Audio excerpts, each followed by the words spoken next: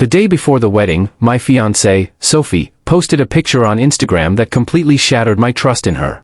In the image, she was lying on a bed with her first love, Ethan, both of them partially dressed. The room was a mess, with clear signs of what had happened scattered around. I couldn't contain my anger and left a comment that dripped with sarcasm. Great pic. Guess we got the theme for tomorrow's wedding. Immediately, I started throwing her belongings into a suitcase as if I was clearing out her things for good. Sophie believed my unwavering devotion meant I would forgive her without hesitation, even after seeing her with another man. She had once told me, "Kyle, even if I mess around with others, it will never be real. My first time will always be yours." But that photo was a stark reminder that her definition of first had changed dramatically. The realization hit me, if she and Ethan were so in love, then there was no need for this wedding. At 10 a.m., I turned my phone back on and was bombarded with dozens of missed calls and frantic messages from Sophie. When she finally called, her voice was laced with panic. "Kyle, what's going on? It's 10 o'clock and you're still not here for the wedding. Do you know how embarrassing this is for me? You better prepare double the gift money, my bridesmaids are going to be furious. Do you even want to marry me anymore?" I put her on speakerphone, feeling a newfound sense of empowerment. "You need to apologize to me first, and then to the bridesmaids." In the past, I would have soothed her, but now I couldn't care less about her demands. I shot back, "Sophie, are those marks on your neck going to disappear by today? You spent last night with Ethan. How much concealer will you need to cover those up?" Her dismissive laugh pierced through the phone, cold and cruel. "Oh, so you saw my Instagram? Is this your way of getting back at me on our wedding day? You've been watching too much TV, Kyle." Her voice dripped with disdain. "If my parents weren't forcing me to marry you, do you think I'd be doing this? The one I love is Ethan. You may have my body but never my heart. Don't think you can use last night against me. I'm giving you one last chance. Get here by 11 o'clock or forget about this wedding." With that, she hung up, likely fuming with her bridesmaids about how to deal with me. Just then, my phone buzzed again. It was a message from Ethan, a picture of Sophie sleeping in his arms. She was covered by a blanket, but the marks on her neck and the blissful expression on her face were unmistakable. The text read, "She's marrying you today, but last night was truly her wedding night." That was the final straw. I took a screenshot of both Sophie's Instagram post and Ethan's picture and shared them on my own Instagram with the caption, "Wedding cancelled." Clearly, childhood sweethearts are more suited for each other. My phone immediately exploded with calls and messages from friends and family, all confused about the wedding that was supposed to take place at noon. Sophie's parents soon called, concerned and anxious.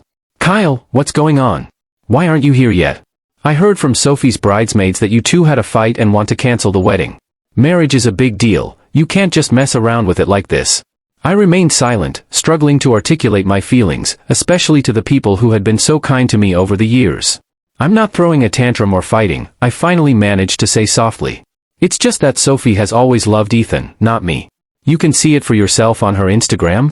Sophie's father, my former professor, had always treated me well, and I felt a pang of guilt for bringing this situation upon them.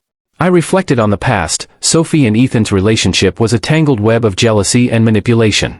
Ethan had pursued Sophie with flattery and deceit, instigating fights between her and her parents to further his own ambitions. He had always aimed to marry her, while I had dedicated myself to my studies under Sophie's father's guidance, earning scholarships and accolades. As I packed up the last of Sophie's belongings in our shared home, I considered how I had tolerated her behavior for so long. Just then, Sophie rushed into the apartment, still in her wedding dress. "Are you done with your tantrum? If so, come with me to the hotel. All our guests are waiting."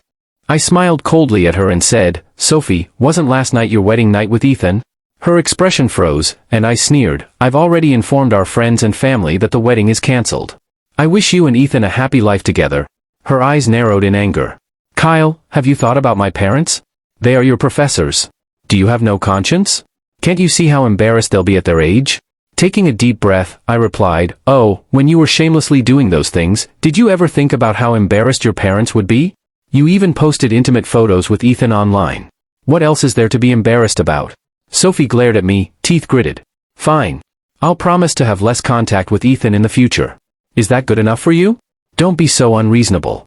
Who doesn't have ex-boyfriends or ex-girlfriends before getting married?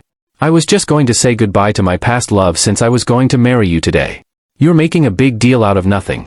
Looking at her with disdain, I realized I had wasted years on someone so unworthy of my love. "I'm not so in love with you that I've let you walk all over me. I'm not going to marry you while you cheat on me. I've packed your things. You might as well take them with you, or I'll have the cleaning staff throw them out. With that, I pushed the suitcases out and slammed the door in her face. Sophie shouted from outside, "Kyle, don't you dare regret this." I ignored her and closed the bedroom door, finally allowing myself to get some much-needed sleep. The next day, when I turned my phone back on, it was flooded with messages from friends and family expressing their concern.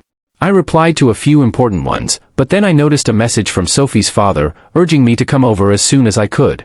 Feeling a pang of guilt for the turmoil I had caused, I decided to visit him. When I walked in, I found Sophie sitting on the couch, her neck stiff and her expression defiant. "Kyle, didn't you say you weren't getting married? What's the point of convincing my parents to pressure me now? Can't you have any shame?" Professor Smith, my former professor and Sophie's father, stood up, clearly upset. "Enough, Sophie. Is this how I've raised you? You're disappointing me greatly." Sophie shot back, "I'm my own person with my own thoughts.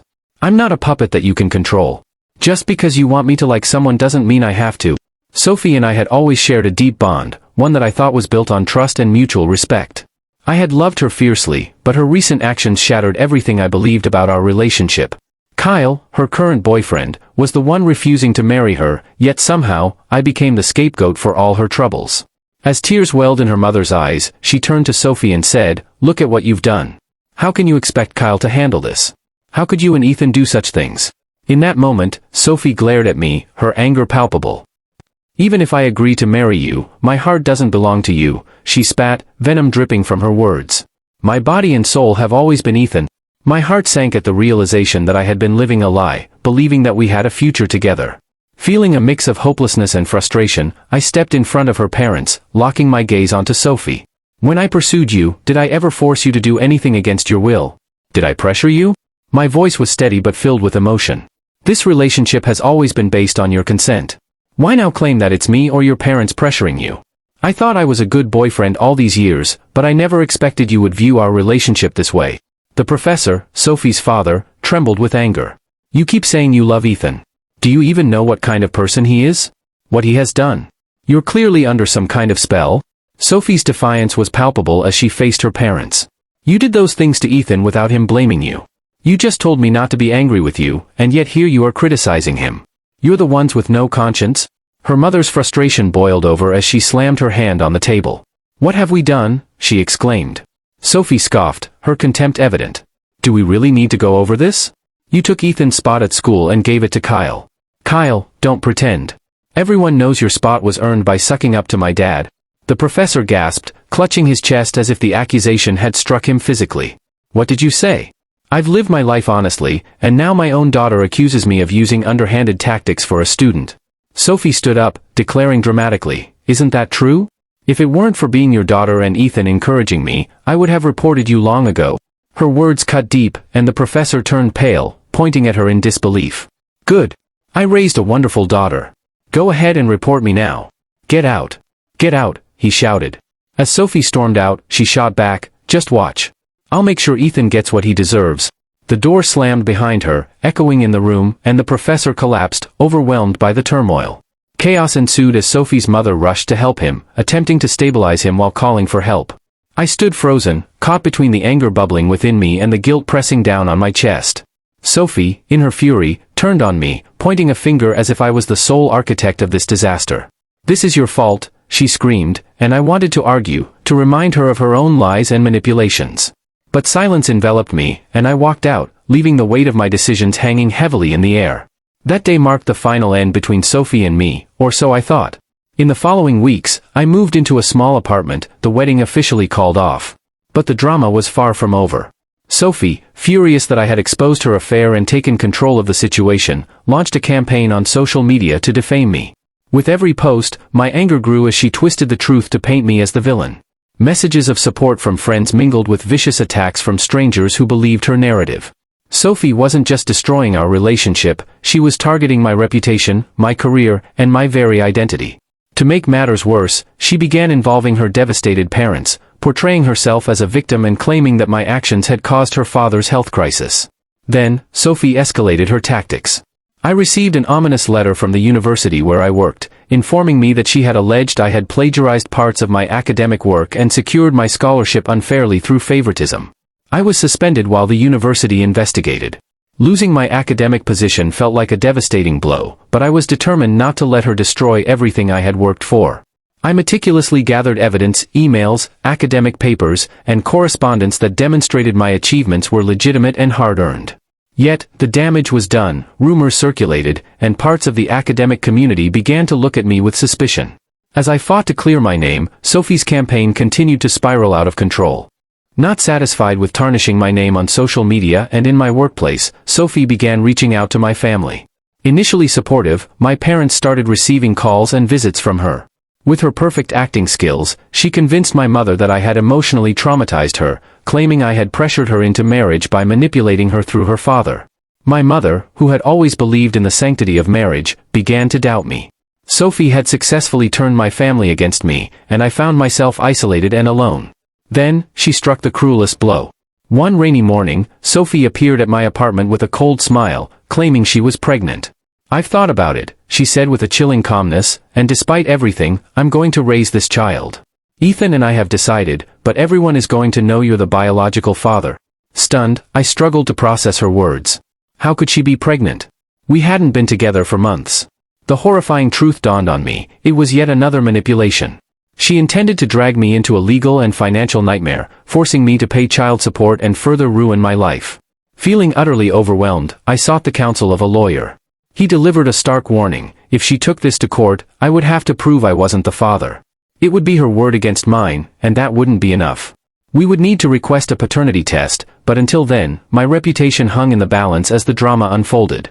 Desperate to uncover the truth, I began investigating Sophie and Ethan's past. To my shock, I discovered that Ethan had been using Sophie all along.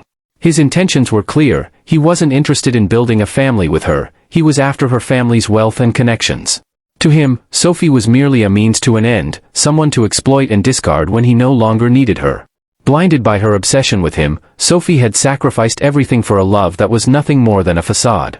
Determined to take back control of my life, I decided to file a defamation lawsuit against both Sophie and Ethan, gathering every piece of evidence I could to illustrate their attempts to ruin me. The paternity test was conducted, and as I had suspected, the results would reveal the truth. I wasn't the father in court, and Sophie and Ethan were exposed for the liars and manipulators they truly were. The judge not only dismissed the paternity claim but also ordered Sophie to pay me damages for the emotional and financial harm she had caused. In the end, Sophie lost everything. Her reputation was in ruins, and her parents sided with me after realizing the extent of her deceitful behavior. Ethan, who had initially tried to use Sophie, vanished once the money ran out. She ended up alone, while I slowly began to rebuild my life, though it was a process marked by scars from the past. The most infuriating moment came when Sophie, stripped of her support system and with nothing left, attempted to contact me again. "Kyle," she pleaded, "I made a mistake. Can we start over? I've always really loved you, I was just confused."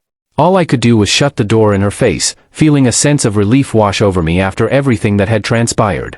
After the trial, where the truth about Sophie's lies was finally exposed, I focused on moving forward. It was an extremely difficult period, but I resolved not to let that chapter of my life define me. Sophie had tried to destroy everything I had built, but she failed. Instead, I channeled my energy into what truly mattered: my career, personal life, and future. Returning to work after my suspension was challenging, yet with the unwavering support of my colleagues and the vindication of my character, I regained my academic position and slowly rebuilt my reputation at the university. I continued publishing my research, and with each achievement, I felt stronger. Each success allowed me to distance myself from the shadow that Sophie had cast over my life. About 2 years after all that chaos, I met Camila. She was unlike anyone I had ever encountered: smart, kind, and, above all, respectful. From the very beginning, she treated me with a level of honesty I hadn't realized I needed. The time we spent together helped me understand what healthy relationships truly looked like. Camila consistently supported my career and professional projects, but she also reminded me to balance my work with moments of rest and relaxation, something I had neglected for years. We grew together, both personally and professionally. With her by my side, I not only excelled at work but also began to embrace new opportunities. We bought a house together and eventually got married. Our relationship was everything Sophie and I had never had. It was built on mutual respect, trust, and true partnership. I thought my story with Sophie was completely over, but about 4 years after our relationship ended, I was blindsided by another legal notification. Sophie was attempting to sue me for emotional compensation, claiming that our time together and my supposed promises of a future justified her demand for financial support, even though we had no children or legal connection. It was ridiculous, but knowing Sophie, I wasn't entirely surprised. This time, I was prepared. My lawyer laughed when she saw the notification, and we quickly assembled our defense. In court, it became evident to everyone that Sophie was desperate. She no longer had her family's support. They had cut ties after learning the full truth about her manipulations. Ethan had abandoned her as soon as it was clear she no longer had access to her family's money. Unemployed and without allies, Sophie was trying any means possible to drag me down again. The judge didn't take her claims seriously. With all the evidence and documentation on my side, the case was dismissed swiftly, and Sophie didn't receive a single penny. That was the last I heard from her. Later, I learned through mutual acquaintances that Sophie was living a life far removed from the one she had once dreamed of. With her family, once influential and well-connected, having distanced themselves completely due to the shame she brought upon them, she was living in a friend's apartment and barely scraping by with odd jobs. It was sad in a way, but I understood that these were the consequences of her own actions. Life had finally caught up with her. Meanwhile, my life was heading in the opposite direction. With Camila by my side, my career flourished even more. I became a respected name in my academic field, and my papers gained international recognition. My work opened doors for consulting and speaking engagements around the world. The support of a partner who respected me, believed in my worth, and encouraged my growth made all the difference. With Camila, I learned that a healthy relationship is about much more than romantic love. It encompasses respect, mutual support, and constant growth. One evening, while we were having dinner, Camila looked into my eyes and said, "I'm so proud of the man you are and everything we've built together. I'm sure the best is yet to come." Her words touched me deeply, encapsulating exactly how I felt. We had come so far together, and I knew that with her, the sky was the limit. Looking back now, I realized that everything that happened, no matter how painful, brought me to where I am today. Sophie represents a dark chapter in my life, but finding someone like Camila illuminated the path forward. Today, I live the life I've always wanted, free from the ghosts of the past and surrounded by love and prosperity. Being with someone who truly respects you can take you far beyond what you ever thought possible.